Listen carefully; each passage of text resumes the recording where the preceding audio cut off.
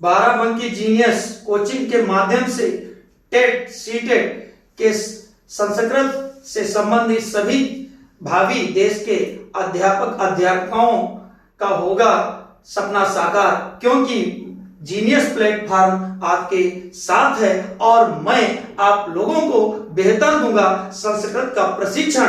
आइए ध्यान देते हैं एक श्लोक के माध्यम से, जो कि महर्षि पाणिनि के द्वारा उस समय का लिखा हुआ है जिस समय ये निराश होकर के गुरु उपवर्षचार्य के वहां से हिमालय पर्वत की गुफा में तपस्या करने चले गए, तो भगवान शंकर प्रसन्न होकर के 14 बार डमरू बजाते हैं। उसी को लेकर के आज मैं विवेचना करने वाला हूं।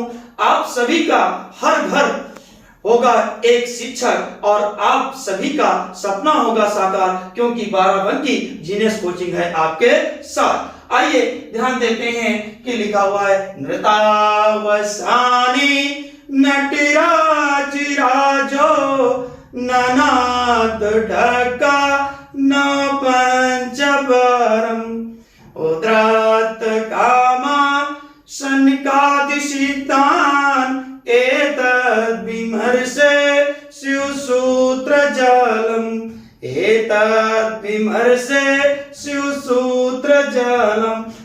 आइए ध्यान दीजिए साथियों, कभी कभी अक्सर ये क्वेश्चन पूछा गया है एक बार कि ढक्का का क्या अर्थ है और नौ पंच का क्या अर्थ है, इसीलिए मैंने एक चुना है बेहतर श्लोक और बाराबंकी जीनियस ने दिया है एक सुंदर प्लेटफॉर्म, ताकि हर घर का एक वो शिक्षक अपना।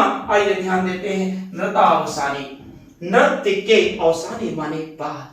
नटराज भगवान शंकर के लिए कहा गया है कि भगवान शंकर ने नृत्य के बाद नाद माने बजाया, ढक्का माने डमरू और नौ माने होता है नौ और पंच माने 5। भगवान शंकर ने नृत्य करने के पश्चात 9 5 यानी कि 14 बार डमरू बजाए। कितनी बार साथियों डमरू बजाया?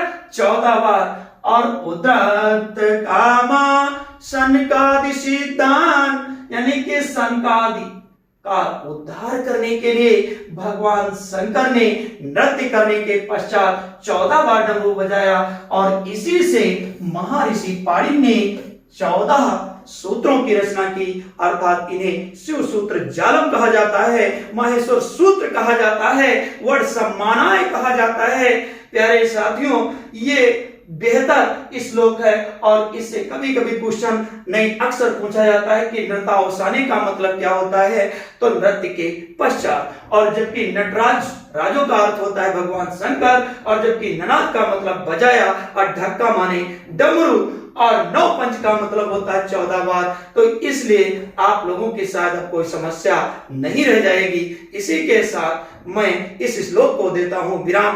अगला टॉपिक या सुंदर टॉपिक लेकर के मैं पुनः एक बार आप लोगों के साथ होऊंगा। तब तक के लिए धन्यवाद।